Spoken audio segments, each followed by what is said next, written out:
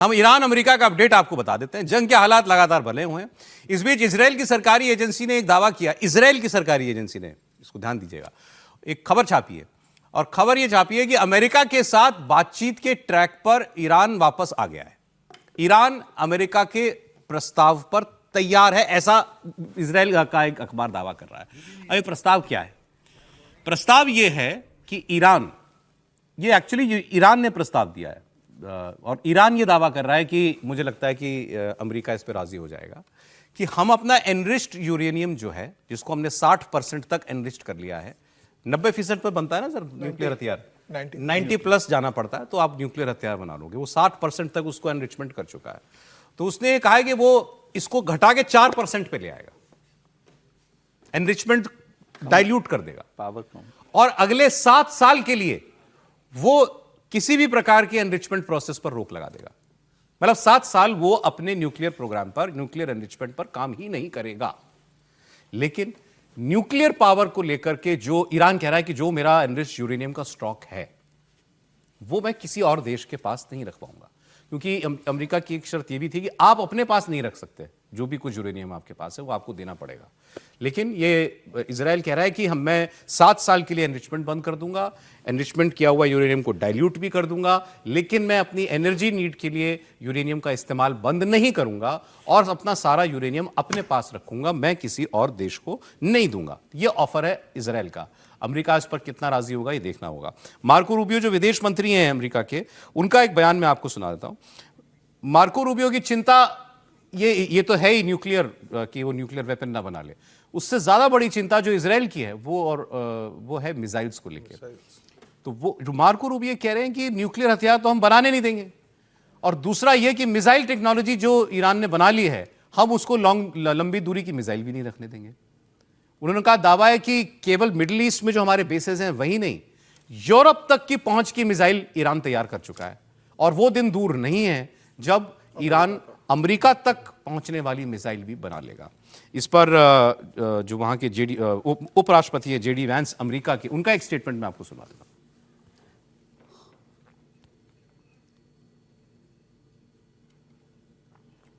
The principle is very simple. Iran cannot have a nuclear weapon. If they try to rebuild a nuclear weapon, that causes problems for us. And in fact, we've seen evidence that they have tried to do exactly that. So the president sending those negotiators to try to address that problem, as the president has said repeatedly, he wants to address that problem diplomatically, but of course the president has other options as well.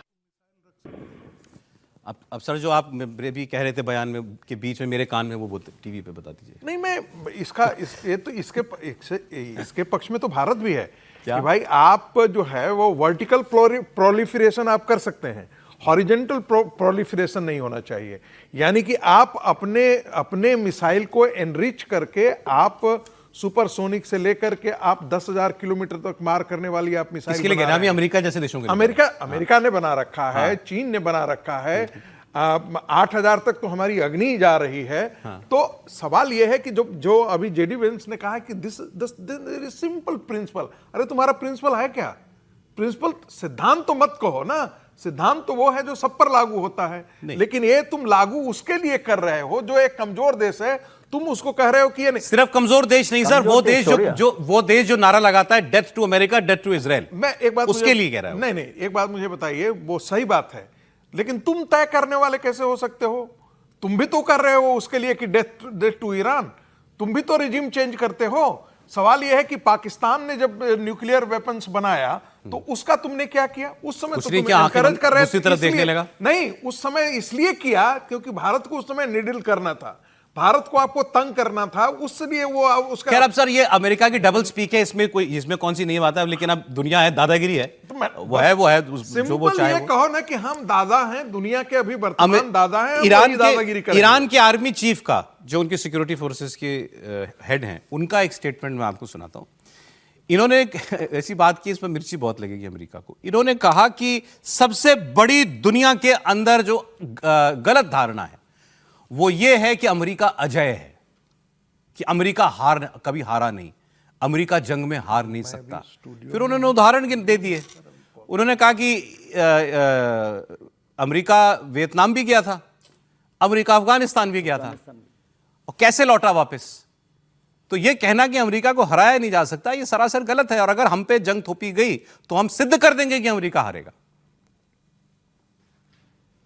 ما این رسالت تاریخی رو امروز درک میکنیم و با تمام قوا انشالله از ایران عزیزمون، از استقلال کشورمون و از نظام جمهوری اسلامی که خود مهمترین حافظ تمامیت ارضی کشور هست.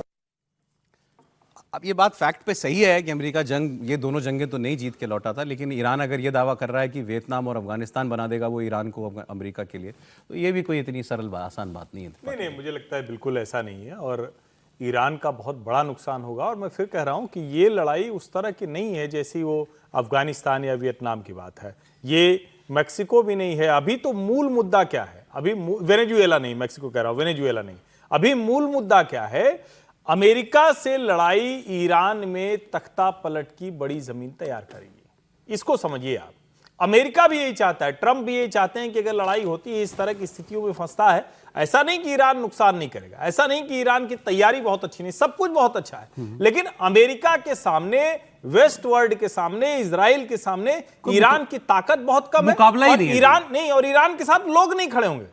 China और Russia भी कहते भले रहे, लेकिन जाके कोई लड़ने वाला थोड़ी नहीं, आप उसको कुछ भी नहीं करेंगे। तो लड़ाई अकेले ईरान को लड़नी है। और सबसे जो ईरान के लिए जो कहें कि गड़बड़ बात है कि वो एक शिया कंट्री है, दूसरे जो सुन्नी मुसलमान देश हैं वो भी उसके साथ इस मामले में नहीं खड़े होते, भले ओआईसी में खबर चली रही है कि सऊदी अरब ने पहले कहा था कि हम अपने एयर स्पेस का इस्तेमाल अमेरिका को, इजराइल को नहीं करने देंगे ईरान पर हमला करने के लिए। अब खबरें क्या आ रही हैं, जब उसको लग रहा है कि अब ये तो शायद हमला कभी ना कभी तो करेंगे ही, तो अब खबर है कि सऊदी अरब ने कहा है कि अब हमला करो तो ये रिजीम चेंज करा देना, हमला कर यूं इन्हें बम 2-4 बम गिरा के मत आना। अब सऊदी अरब चाहता है कि फिर अयोध्या जाए। खामेनेई को तो कोई भी मुस्लिम वर्ल्ड की बड़ी लीडरशिप तो उनके खिलाफ ही है ना, असली संकट तो ये है। अब हार जीत की जब बात चल रही है, हाँ, हार जीत की बात चल रही है, तो आपको ट्रंप का एक बयान सुनना चाहिए, मजेदार, सॉलिड। वो हार जीत की बात कर रहे थे, हार की तो बात वो करते नहीं, वो तो खैर जीत की बात करते हैं। उन्होंने कहा we are winning so much, we are winning so much कि people are asking me no Trump, Mr. Trump, no, we are winning too much, we are winning too much, let's not win this much, I have made America greater, richer, पता नहीं क्या आत्ममुग्ध आदमी की अगर कभी कोई photo के साथ वो देनी हो ना व्याख्या, मतलब कभी कोई फोटो डिक्शनरी कभी हो आत्ममुग्ध का मतलब क्या, तो उसका अगर डोनाल्ड ट्रंप की फोटो लगा दो, सचित्र व्याख्या करें, सचित्र व्याख्या। गो अहेड, आप सुन लीजिए। A short time ago, we were a dead country. Now we are the hottest country anywhere in the world, the hottest. Our country is winning again. In fact, we're winning so much that we really don't know what to do about it. People are asking me, please, Mr. President, we're winning too much. We can't take it anymore. We're not used to winning in our country. Until you came along, we're just always losing, but now we're winning too much. And I say, no. You're going to win again.